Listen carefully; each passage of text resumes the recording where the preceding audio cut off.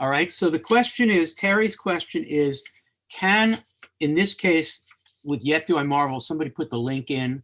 Gabe, would you put the link to the text if you can find it into the YouTube thing? And maybe Allie can be dexterous enough to do it in the Twitter feed, and Dave in the thread as well. We're talking about Yet Do I Marvel. It's in, is it in ModPo main? I think it might be. It's in both, I think, yeah. So the question is, is there a politics of form? So let's go back to Allie, who raised the issue of that. I'm having you multitask, I'm sorry. So Allie, start us off. How can a sonnet be political in that poem?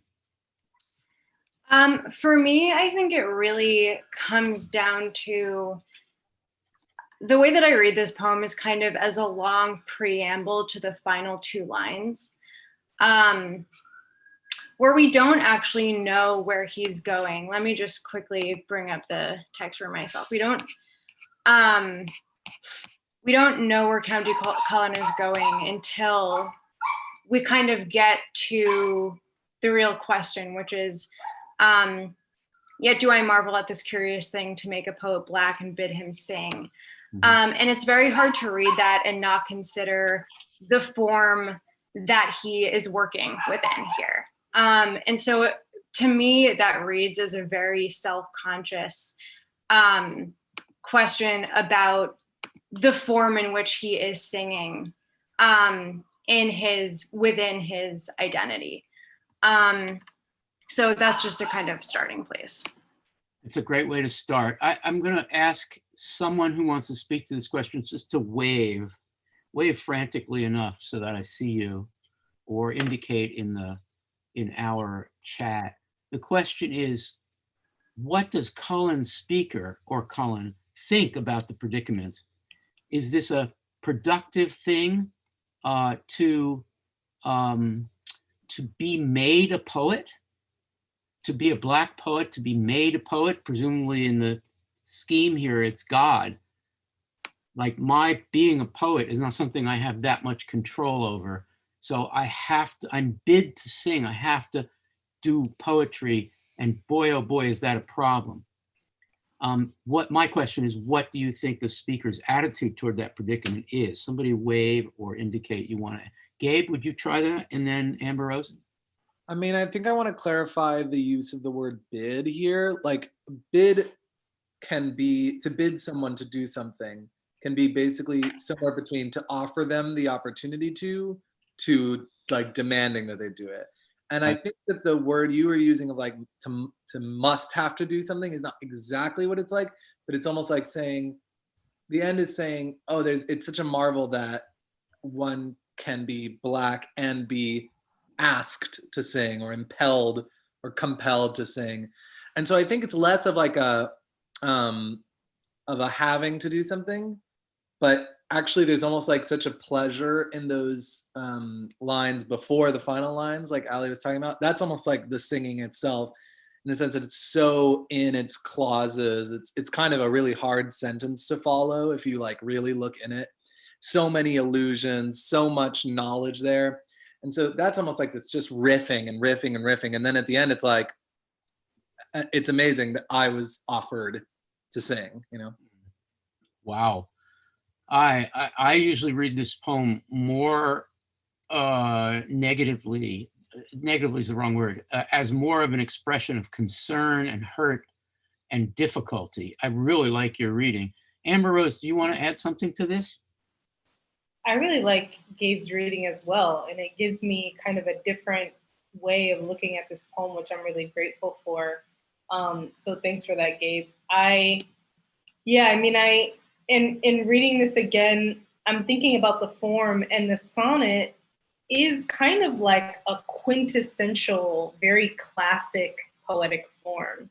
And while it is almost always about tension between two things, I think of sonnets as a lot of times about love, or about challenges within love. And if I'm thinking about this, the question that's posed at the end, I think it is maybe a question about an expression of love, But I'm flipping back and forth between the Zoom and the text. Yeah, I'm also zooming in on the word curious, and curious in the context of all of the other challenges that he's naming. So he's doing this kind of performance of, I know this mythological history, I know kind of these I have this classical knowledge, I can perform that classical knowledge. But in my present, in my lived reality, there's this other challenge that I don't have the answer for, that all of my classical traditional knowledge can't help me explain this thing that isn't impossible, right? Because I just exemplified that I'm doing it, but is curious and strange and has this tension that I can't quite rectify. Oh boy, that was great. I want to turn to Jake because it looks like Jake wants to say something, but Ambrose, you just did better than anybody I've ever heard deal with the fact that Cullen has done what he's saying is so agonizingly difficult in the poem itself. He feels he's got this double role and it's gonna defeat him, but it doesn't because he pulls off a perfect sonnet. Does that make sense? Go ahead. Yeah. Can I add a thought? Yeah. I think there's also maybe an argument that's being raised about what poetry is supposed to do and what poetry is supposed to talk about. Yeah. So poetry is reserved to the classics and to these myths and to these kind of dominant white stories in history or mythography. Is there room to talk about a Black life in a classic poem? And he's almost saying there's not room in the instance when he's enacting a refusal and saying, but I'm making it room, which is what is so amazing about this. Oh, you did it again. I mean, I badly summarized your position, then you went back and did a brilliant job of it. Jake, a quick thought on this? Yeah, I not as much of a comment as I was just enjoying what Ambrose was saying, but I also find the word curious like a very curious word here. It's a very positive word, and the way that it comes after like awful brain and awful hand. Oh, but it's a curious thing, and this transition of I guess the awful divine brain, the awful system, and the awful hand that executes action of it, and dwelling on all of this and being inside of it, and then just reaching this final couplet, saying like, isn't that a curious thing? Like everything is so awful, but to be in the space of music, poetic music, of working with these ideas, isn't that a curious thing? Like, look, it's working, and maybe there's something to it. It's you know, it's a positive word, and maybe back to the question of hope that somebody posited on one of the forums, like maybe it's a hopeful word. Yeah, like I would be curious, if we keep going with this poem, if people read the final two lines as kind of like positive, curiously positive, or not. I really want to confess that I have always read this poem as an "I'm angry at God for putting me in this situation" poem. And what you all are doing, speaking of changing one's mind, what you all are doing is saying that Cullen isn't waiting for the day when he can write a poem that will do this work, but that he may have done it here. And that is really significant. So I'm going to throw out, before we switch to this question of Ev's, I'm going to throw out Terry Talty's real challenge to us, which is at a time of bitter divisiveness and hatred and injustice, can the old question of, can a poem do something?